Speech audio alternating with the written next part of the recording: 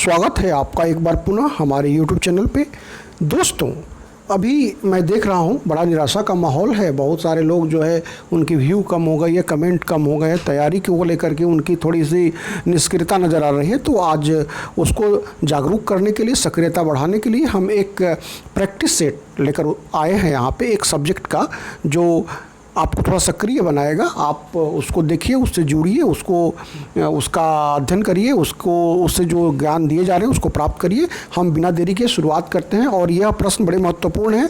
यह भारत के भूगोल से ये प्रश्न है जो आपके यूनिट 5 का जो सेक्शन है, जिससे कि निश्चित तौर पर 2 या 3 प्रश्न आयोग में आते रहे हैं। तो हमने 25 प्रश्नों को यहाँ पर संकलित किया है। बड़े ही महत्वपूर्ण प्रश्न। कोई दिक्कत हो तो आप कमेंट करके बोलिएगा।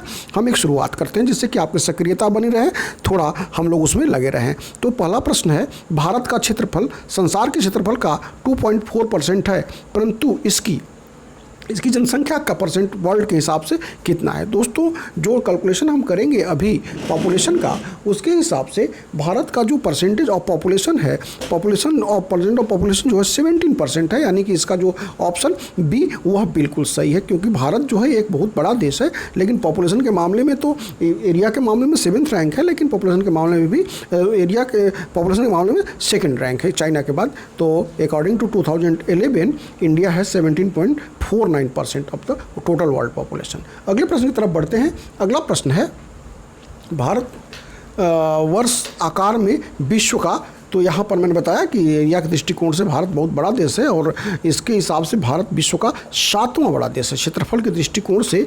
और जो 6 बड़े देश हैं भारत से, उसका एक बड़ा सिंपल सा फॉर्मूला है दोस्तों। अगर आप चाहें तो उसको मैं बता दे रहा हूँ, जिससे कि आपको ये चीज़ें बहुत आसान हो जाएंगी। दोस्तों, जो ज्योग्राफी के स्टूडेंट हैं या जो कम्पिटिटर हैं, उनके लिए ये प्रश्न बड़े आसान हो सकते हैं, लेकिन और जो अदर सब्जेक्ट के स्टूडेंट हैं, अभ्यर्थी हैं, जिनके लिए थोड़ा ज्योग्राफी कठिन रहा है, लेकिन निश्चित तौर पर प्रश्न आता है और आपके लिए जीके एक महत्वपूर्ण लीडिंग रोल प्ले करने वाला है, तो आपको इसको समझना ही पड़ेगा। इसलिए इसको आप समझिए कि जो कह रहा है भारत का आकार विश्व में कितना है। दोस्तों, भारत एक बहुत बड़ा देश है, मैं बता चुका हूँ। 32,87,240 स्क्वायर किलोमीटर इसकी जो एरिया है पूरे वर्ल्ड में 7th रैंक है। जबकि इससे बड़े 6 और देश हैं जिनको आप आसानी से समझ जाइए। RCCUBAI, आर यानी Russia is in the first position according to area, C यानी Canada is in second position, C यानी चाइना, यू यानी कि USA, बी यानी कि ब्राज़ील, ए यानी कि Australia and India is in 7th rank. तो दोस्तों 7th रैंक है। आगे बढ़ते हैं अगले प्रश्न की तरफ। और अगला जो प्रश्न है वह आपका है, कितने भारतीय प्रदेशों से होकर के कर्क रेखा गुजरती है। कर्क रेखा यानी कि ट्रॉपिक ऑफ कैंसर, जो भारत को 2 बराबर भागों में विभाजित करती है। इसके संदर्भ में हम आगे बताएंगे। ट्रॉपिक ऑफ कैंसर जो है भारत के कितने राज्यों से होकर गुजरती है। बड़ा ही महत्वपूर्ण प्रश्न है और कई बार आ चुका है, कई कॉम्पिटिटिव एग्जाम्स में आ चुका है। दोस्तों, हम आपको बता दें, कर्क रेखा जो है वह भारत के 8 राज्यों से होकर के गुजरती है। 8 राज्यों में यह शुरुआत करती है वेस्ट टू ईस्ट। अगर आप कैलकुलेट करते हो तो गुजरात, राजस्थान, मध्य प्रदेश, छत्तीसगढ़, झारखंड, पश्चिम बंगाल, त्रिपुरा और मिजोरम, ये 8 राज्यों से यह कर्क रेखा ट्रॉपिक ऑफ कैंसर गुजरती है। बढ़ते हैं दोस्तों अगले प्रश्न की तरफ। और अगला प्रश्न भी जो है वह आपका कर्क रेखा से ही संबंधित है, लेकिन हम देखिए कैसे प्रश्न बनता है। कौन सा महत्वपूर्ण अक्षांश भारत को 2 लगभग बराबर भागों में विभाजित करता है। दोस्तों, हम आपको बता दें कि भारत एक बहुत बड़ा देश है, एरिया के दृष्टिकोण से भी और पॉपुलेशन के दृष्टिकोण से भी। तो भारत एक ऐसा देश है जो ट्रॉपिकल जोन में भी है, यानी कि यह उष्ण कटिबंध में भी है, और टेम्परेट जोन में भी है, यानी कि शीतोष्ण कटिबंध में भी है। तो यह एक रेखा जिसको आप कैसे कर सकते, how can you say this place of India is in northern part and this place of India is in southern part. तो one line divided India in 2 part, that is known as Tropic of Cancer. It's divided India in 2 parts. जो है 23.5 degree से नीचे का जो part, southern part है, वह होगा साउदर्न इंडिया, और 23.5 डिग्री से ऊपर का जो पार्ट है वह जाना जाता है नॉर्दर्न इंडिया के नाम से। तो ये बड़ा ही कंसेप्चुअल चीज़ है जिसको आप ध्यान में रख लेंगे। आगे बढ़ते हैं दोस्तों अगले प्रश्न की तरफ। और अगला प्रश्न है वह कह रहा है भारतीय मानक समय की देशांतर रेखा यानी कि 82.5 किस नगर से होकर गुजरती है। दोस्तों ये बड़ा ही महत्वपूर्ण प्रश्न है, क्योंकि इसके डिटेल्स में जब हम बहुत सारे वीडियो लेकर के आपके लिए आएंगे, अभी तो आपकी निष्क्रियता को देखते हुए या फिर आपके डिसअपॉइंटमेंट को देखते हुए, आप बहुत सारे लोग विज्ञापन के उहापोह को देखते हुए हमने सोचा कि थोड़ा सा जागृत रखा जाए, आपको जीवंत रखा जाए आपको, क्योंकि सबसे महत्वपूर्ण होता है हमारी सकारात्मकता, हमारी सक्रियता। और जिस दिन सक्रियता खत्म हो जाएगी दोस्तों, उस दिन जो है आपकी आधी तैयारी उसी दिन बंद हो जाएगी। तो you have need to be active, always be active about your preparation. तो यहाँ पर जो क्वेश्चन कह रहा है भारतीय मानक समय यानी स्टैंडर्ड टाइम, जो कोई भी देश जब बहुत बड़ा देश है तो उसके जो समय, क्योंकि पृथ्वी का जो मूवमेंट होता है दोस्तों, अर्थ अपने एक्सिस पर 4 मिनट में 1 डिग्री जो है वेस्ट टू ईस्ट मूव करती है, जिसका कैलकुलेशन जो है हम ग्रीनविच मीन टाइम के अकॉर्डिंगली करते हैं, जो लंदन के पास से गुजरती है। तो भारत एक बहुत बड़ा देश है और मैंने बताया आपसे कि 1 डिग्री लॉन्गिट्यूड को क्रॉस करने में एक अर्थ को जो है 4 मिनट का समय लगता है। उस हिसाब से अगर आप कैलकुलेट करोगे तो भारत का जो वेस्ट टू ईस्ट पार्ट है यानी गुजरात से अरुणाचल प्रदेश की जो दूरी है वह करीब करीब 30 डिग्री लॉन्गिट्यूड को कवर करती है। 30 डिग्री लॉन्गिट्यूड को if you have to multiply that 32 then you have to find 120 minute, 120 divided by 60, it means the difference between the 2 places from west to east will be 2 hours. तो इसको एक तरफ करने के लिए कि पूरे देश में समय का एक जगह रहे, समय एक रहे, चाहे वो अरुणाचल प्रदेश का हो चाहे गुजरात का हो, इसलिए जो है भारतीय सरकार ने एक स्टैंडर्ड टाइम बनाया है जो इलाहाबाद प्रयागराज के नैनी से गुजरता है, जिसकी जो 82.5 डिग्री से गुजरता है, 82.5 डिग्री देशांतर लॉन्गिट्यूड से गुजरता है। आगे बढ़ते हैं दोस्तों, यहाँ पर देखिए फिर क्वेश्चन रिपीट कर रहा है कि ग्रीनविच माध्य समय से, जीएमटी से, ग्रीनविच मीन टाइम से भारतीय IST Indian standard of time कितना आगे है। दोस्तों कभी भी जब कोई भी ग्रीनविच मीन टाइम यानी जो लंदन के वेस्ट में कभी भी होगा तो आपका समय माइनस में जाएगा, पीछे जाएगा, और अगर ईस्ट में होगा तो समय ज़्यादा जाएगा, ज़्यादा रहेगा, फॉरवर्ड रहेगा और उधर बैकवर्ड रहेगा, क्योंकि मैंने बताया कि हमारी अर्थ जो है वह मूव करती है वेस्ट टू ईस्ट। और मैंने ये भी बताया कि हर 1 डिग्री को पार करने में, हर एक लॉन्गिट्यूड को पार करने में 4 मिनट का समय लेती है, क्योंकि भारत का स्टैंडर्ड जो टाइम जो जोन है मैंने बताया अभी कि 82.5 डिग्री है। तो 82.5 डिग्री से अगर आप 4 को मल्टीप्लाई करोगे तो आपका जो आएगा समय वह 3 घंटे 30 मिनट होगा, जिसको कि अगर आप आवर्स में कन्वर्ट करेंगे तो 5.5 घंटे ज़्यादा आपका समय आएगा। आगे बढ़ते हैं अगले प्रश्न की तरफ, और अगला प्रश्न कई बार इस तरह का प्रश्न आयोग में आ चुका है। उसी पैटर्न को फॉलो करते हुए हमने एक छोटा सा प्रयास किया है। This effort is only for your activeness, for activing you, कि जिससे कि आप अपनी प्रिपरेशन को जारी रख पाओ। तो भारत का दूरस्थ कह रहा है सुदूरस्थ दक्षिण बिंदु। दोस्तों सुदूरस्थ की जब बात हो जाती है, जब एकदम आपकी सबसे ज़्यादा गहरी की बात की जाती है, सबसे दूरी की बात की जाती है, साउदर्न मोस्ट पॉइंट की बात की जाती है, तब वहाँ पर आपका हो जाएगा इंदिरा पॉइंट। और अगर मुख्य भूमि से बात की जाएगी तब हो जाएगा आपका कन्याकुमारी। तो यहाँ पर आपका जो इंदिरा पॉइंट है वह भारत का सुदूरस्थ जो है वह बिंदु है। जबकि अगर मान लीजिए नॉर्दर्न मोस्ट पॉइंट पूछेगा तो इंदिरा काल हो जाएगा। अगर वेस्टर्न पॉइंट पूछेगा तो आपका गौरा मोता जो गुजरात में है वहाँ हो जाएगा। और अगर ईस्टर्न पार्ट पूछेगा तो आपका अरुणाचल प्रदेश में किबिथु एक गांव है वहाँ हो जाएगा। दोस्तों आगे बढ़ते हैं अगले प्रश्न की तरफ, और अगला प्रश्न है दोस्तों, अगला प्रश्न कह रहा है कि भारत तथा पाकिस्तान के बीच सीमा निर्धारित की गई है। दोस्तों भारत एक बहुत बड़ा देश है और इसके बहुत सारे पड़ोसी हैं। इन पड़ोसियों के बारे में आप अच्छी तरह से जानते हैं, इसको बताने की ज़रूरत नहीं है। उसी में एक हमारा प्यारा सा पाकिस्तान भी है, प्यारा कहना बेकार है इसको, लेकिन यह हमारा एक हिस्सा रहा है एक ज़माने में। यह अलग बात है कि शुरू से वह दुश्मन रहा है हमारा, लेकिन उसके और हमारे बीच में जो एक लाइन खींची गई है वो आर्टिफिशियल लाइन है। वो लाइन जो है रेड क्लिफ महोदय के द्वारा खींची गई थी। वह आर्टिफिशियल बाउंड्री है। बहुत सारी बाउंड्री नेचुरल बाउंड्रीज भी हैं, लेकिन यहाँ पर यह आर्टिफिशियल बाउंड्री है जो रेड क्लिफ के द्वारा खींची गई है। तो इसका सही जवाब हुआ रेड क्लिफ। आगे बढ़ते हैं अगले प्रश्न की तरफ, और अगला प्रश्न भी बाउंड्री से रिलेटेड है, और यह कह रहा है भारत और चाइना की बात तो अभी आप देख ही रहे हैं। कई सारे विवाद अभी आपने देख रखे हैं, अभी जो कई लड़ाई की नौबत भी आ चुकी थी। तो भारत चीन की जो उत्तरी पूर्वी सीमा का जो निर्धारण किया गया है, यह किसके द्वारा किया गया था? तो यह मैकमोहन महोदय के द्वारा किया गया था। यहाँ पर जो है McMahon is the right answer. आगे बढ़ते हैं, और हमारा एक और पड़ोसी देश है, और वह है श्रीलंका।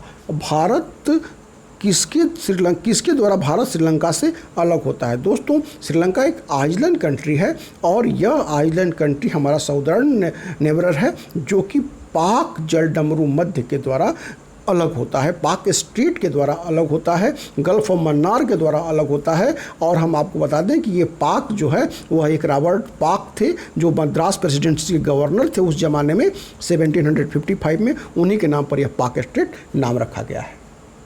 आगे बढ़ते हैं दोस्तों अगले प्रश्न की तरफ, और अगला प्रश्न है भारत में निम्नलिखित राज्यों में से किसकी 3 तरह से अंतर्राष्ट्रीय सीमाएं हैं? दोस्तों, अगर समय ज़्यादा लग रहा हो तो हम थोड़ी जल्दीबाजी दिखाते हैं, थोड़ा डिटेल सॉल्यूशंस की तरफ हम चले गए थे।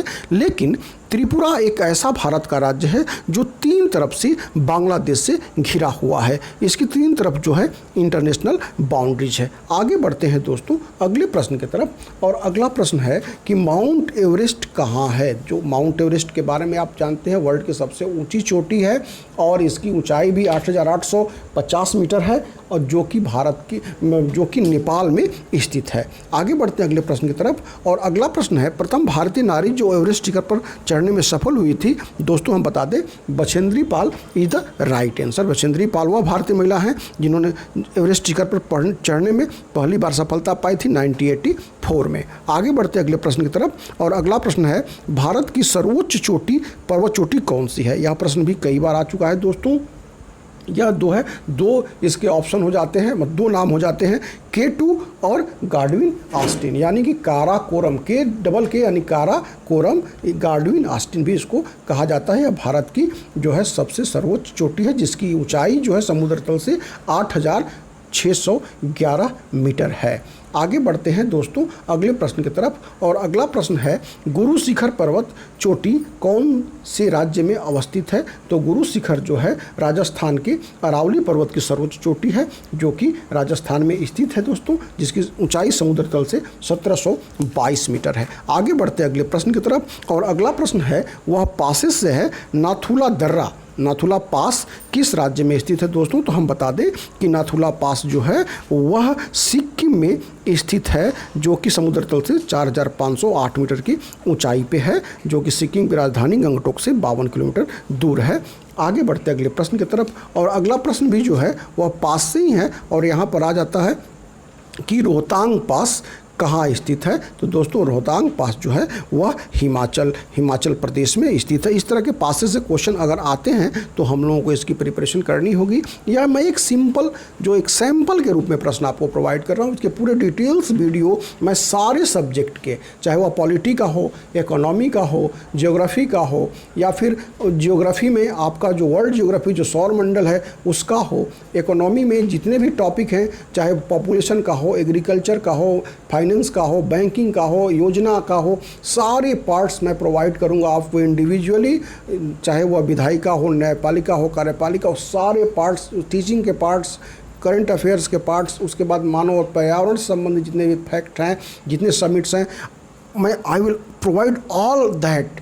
लेकिन अभी शुरुआत करते हैं, जिससे कि आपकी सक्रियता बनी रहे। कैसा आपका रुझान आता है उसके बाद आगे हम सोचेंगे। मैंने इसको जस्ट विदाउट एनी प्रिपरेशन बस डाल करके देखने का प्रयास किया है। यह कोई तैयारी का प्रारूप नहीं है, बस एक एक्टिव करने का कैटालिस्टिक है आपके लिए। आगे बढ़ते हैं अगले प्रश्न की तरफ, और अगला प्रश्न है सबसे बड़ा हिमनद निम्नलिखित में से कौन है? ग्लेशियर की बात की जा रही है दोस्तों, तो गंगोत्री हिमनद जो है सबसे बड़ा ग्लेशियर है, जो जिसकी लंबाई 26 किलोमीटर है। अब अगले प्रश्न की तरफ बढ़ते हैं। हम थोड़ा प्रश्नों को जल्दी समाप्त कर रहे हैं जिससे वीडियो लंबा न बने। अगर आपकी राय होगी थोड़े और डिटेल्स हम आगे जाएंगे। मैं 25 प्रश्न आज दे रहा हूं, इसके बाद आगे जैसी आपकी राय होगी उसके अकॉर्डिंगली हम आगे बढ़ेंगे। नर्मदा एवं ताप्ती नदियों के मध्य स्थित, दोस्तों नर्मदा और ताप्ती भारत की महत्वपूर्ण नदियां हैं। वैसे तो भारत की जो ढाल है वह ईस्टर्न की तरफ है, इसलिए मोस्टली रिवर इंडिया की जो है वह पूर्वी भागों में यानी बे ऑफ बंगाल में गिरती है। भारत की कुछ ही नदियां हैं जो कि आपको वेस्टर्न में गिरती हैं, जो कि अरबियन सी में गिरती हैं। उनमें ये दो नदियां प्रमुख हैं जो कि नर्मदा और ताप्ती हैं, जो कि सतपुड़ा पहाड़ी के मध्य से इनके बीच में है। सतपुड़ा पहाड़ी जो दक्कन पठार का भाग है। आगे बढ़ते अगले प्रश्न की तरफ, और अगला प्रश्न कह रहा है कि भारतीय उपमहाद्वीप मूलतः एक विशाल भूखंड का भाग था जिसे कहते हैं दोस्तों गोंडवाना लैंड। गोंडवाना लैंड और अंगारा लैंड, इसके बहुत डिटेल के बारे में जानने की जरूरत नहीं। गोंडवाना लैंड हमारा साउदर्न पार्ट है जो दक्कन प्लेट्यू का पार्ट है। बहुत ही ज़्यादा डिटेल्स में आप नहीं जाएंगे क्योंकि आपको सिर्फ जीके को जानना है, तो आप गोंडवाना लैंड सिर्फ याद कर लीजिए। आगे बढ़ते हैं दोस्तों अगले प्रश्न की तरफ, और अगला प्रश्न कह रहा है निम्नलिखित में सबसे प्राचीन पर्वत श्रृंखला कौन सी है। जो सबसे ओल्डेस्ट माउंटेन रेंज की जो बात की जाती है तो वर्ल्ड की सबसे ओल्डेस्ट जो रेंज है वह भारत की अरावली है जो राजस्थान में स्थित है। आगे बढ़ते हैं दोस्तों अगले प्रश्न की तरफ, और अगला प्रश्न है साउदर्न इंडिया की सबसे ऊंची चोटी कौन है। दोस्तों यह प्रश्न भी कई बार आ चुका है तो इसको हम पैटर्न को फॉलो करते हैं। अनाईमुडी जो है वह दक्षिण भारत की सर्वोच्च चोटी है और इसकी ऊंचाई 2695 मीटर है जो केरल के इडुक्की जिले में स्थित है। आगे बढ़ते हैं अगले प्रश्न की तरफ, और दोस्तों यह प्रश्न मैं अपने जो आपका मैंने प्रैक्टिस सेट 4 दिया था उसमें मैं ऑलरेडी पूछ चुका हूं कि जहां पूर्वी घाट और पश्चिमी घाट मिलते हैं वहां निम्नलिखित में से कौन सी पहाड़ी अवस्थित है, तो वह नीलगिरी पहाड़ी है। इसके बारे में मैं ऑलरेडी आपको बता चुका हूँ। बढ़ते हैं 24वें प्रश्न की तरफ, और वह है कि भारत की निम्नलिखित में से कौन सी पर्वत श्रेणी केवल एक ही राज्य में फैली है। दोस्तों यह 4 ऑप्शन आपके पास दिए हुए हैं। इनमें जो 3 जो अरावली, सतपुड़ा और सह्याद्री हैं, तो मैं बताया हूँ आपको कि जो सतपुड़ा है वह गुजरात से लेकर छत्तीसगढ़ तक विस्तृत है, जबकि अरावली है गुजरात से लेकर के दिल्ली राजस्थान तक विस्तृत है, जबकि पश्चिमी घाट सह्याद्री जिसको हम कहते हैं वह गुजरात से लेकर तमिलनाडु तक विस्तृत है। लेकिन अजंता श्रेणी जो है एकमात्र ऐसी इसमें पर्वत श्रृंखला श्रेणी है जो मात्र महाराष्ट्र राज्य तक ही औरंगाबाद जिले तक ही सीमित है। और जो यह अगला प्रश्न है वह आज का अंतिम प्रश्न है। प्रैक्टिस के लिए सिर्फ मैं आपको प्रोवाइड कर रहा हूं कि भारत की तट रेखा की कुल लंबाई कितनी है, क्योंकि भारत एक बहुत बड़ा देश है। 3 तरफ से जो है वेस्टर्न, ईस्टर्न और साउदर्न तीनों तरफ से यह समुद्र से घिरा हुआ है, तो ये स्वाभाविक है कि इसकी तट रेखा की लंबाई बहुत ज़्यादा होगी। और जो 4 ऑप्शन इसमें दिए हुए हैं तो हम आपको बता दें कि भारत की मुख्य भूमि तट रेखा की लंबाई 6100 किलोमीटर है, लेकिन अगर लक्षद्वीप और अंडमान निकोबार के द्वीप समूह सहित भारत की संपूर्ण रेखा की लंबाई पूछी जाएगी तो आपका 7516 किलोमीटर है, जबकि यहाँ पर 7500 ऑप्शन है, तो 7500 इज द राइट आंसर। दोस्तों इसी के साथ यह 25 प्रश्नों की श्रृंखला समाप्त होती है।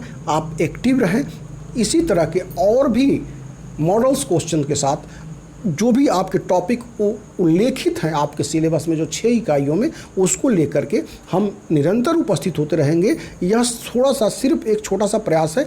आगे और भी आपके सिलेबस के अकॉर्डिंगली मेरा वीडियो और टॉपिक के अकॉर्डिंगली हम प्रैक्टिस सेट प्रोवाइड करते ही रहे हैं और करते रहेंगे। अभी 2 इकाइयों के एनालिसिस बाकी है, उनको प्रोड्यूस करने के बाद हम पूरी तरह से आपके सिलेबस के हिसाब से आगे आ जाएंगे। धन्यवाद दोस्तों।